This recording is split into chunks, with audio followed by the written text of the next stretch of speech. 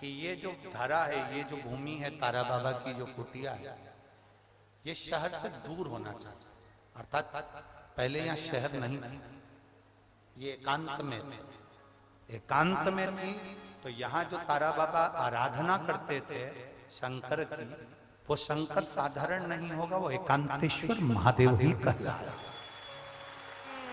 एकांत, एकदम एकांत। इनका कहना है नर्मदेश्वर है, वो नर्मदा का शिवलिंग है। शिवलिंग कहीं का भी हो सकता है, पर उसकी एकांतता देखी जाती है, एकदम मौन स्थिर, साथ बैठे, जहां केवल शिव के सिवा कुछ भी नहीं, शंकर के सिवा कुछ। जो आया वो गुफा के चक्कर में घुस गया, जिसको शंकर से मिलना था वो डायरेक्ट पहुंच गया, उसे गुफा से मतलब ही नहीं रहा, उसे तो एकांतेश्वर से मतलब था। पहुंचा, बैठा, जल चढ़ाया, स्पर्श किया और चल बाबा से अपने दिल की हृदय की बात एकांत। सप्त नदियों का जल रखकर, सप्त बेलपत्र के ऊपर सप्त नदियों का जल, एक बेलपत्र ली, उसके ऊपर एक कटोरी में, एक बाटकी में, एक पात्र में एक नदी का जल, दूसरी बेलपत्र ली, दूसरी कटोरी में फिर जल, फिर तीसरी में बाबा की आराधना कर कर, शिव से विनती कर कर, भगवान शंकर के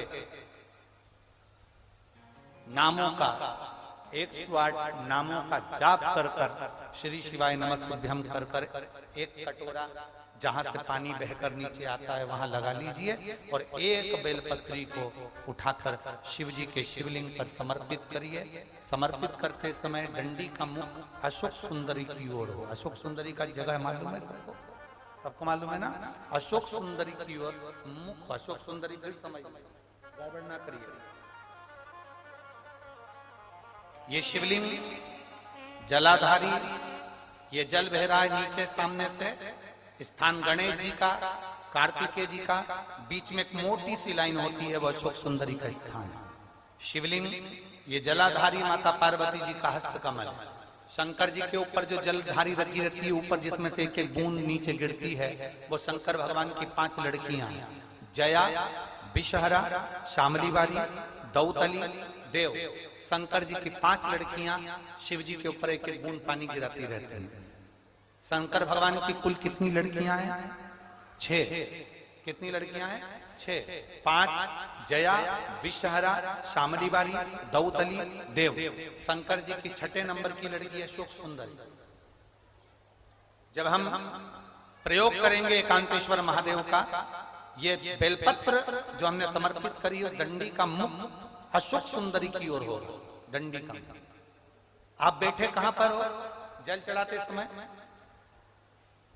शिव जी को जल कहां बैठकर चढ़ाया जाता है? जम के बोलो जरा। जहां से जल बहकर जा रहा है इसके ठीक विपरीत की ओर, ठीक विपरीत की ओर जल बहकर जा रहा है इधर, तो तुम बैठोगे इधर, इधर नहीं बैठोगे, इधर नहीं बैठोगे। जल इधर बह रहा है तो तुम इस साइड बैठोगे। यहाँ बैठकर फिर बेलपत्र को आप समर्पित करोगे। डंडी का मुख उधर होगा, पत्ती का मुख आपकी ओर होगा, और जो एक नदी का जल है वो समर्पित कर कर जो पात्र लगा है उसमें वो जल इकट्ठा होते चले जाएंगे। दूसरी बेलपत्र उठाना है, 108 बार शिव का नाम लेना है, फिर वापिस बेलपत्र श्री शिवाय नमस्तुभ्यं कर कर समर्पित करना है। डंडी का मुख अशोक सुंदरी की ओर होना।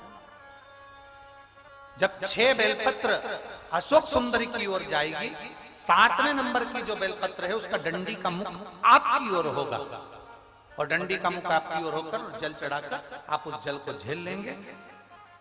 जहां नंदी बैठे हैं, नंदी का जो पांव जिस जगह पर उठाओ, अगर इस पांव उठाओ तो इस ओर, ये पांव उठाओ तो इस ओर, नंदी का पांव जहां उठा रहता है वहीं पर बैठकर पति पत्नी दोनों उस जल को आचमन कर लेंगे, दोनों उस जल को पूरा पी जाएंगे और बाबा से झोली पसार कर प्रार्थना करेंगे कि हमें संतान का सुख देना, मेरा देव अधिदेव महादेव प्रदान कर। एकांतेश्वर महादेव का ये स्मरण करिए। एकांतेश्वर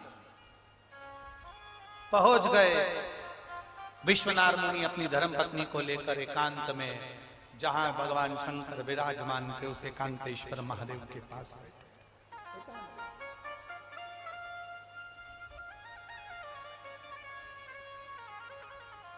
बैठे। एकांतेश्वर महादेव के पास बैठकर आराधना करी, पूजन करी, सप्त नदियों का जल समर्पित कर आचमन करा। गर्भ ठहर गया, गर्भित हो गई ना, पुत्र आ गया, संतान आ गई।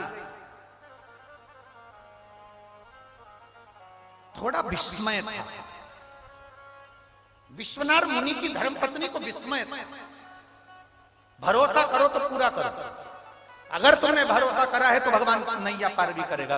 विश्वनाथ मुनि की धर्मपत्नी को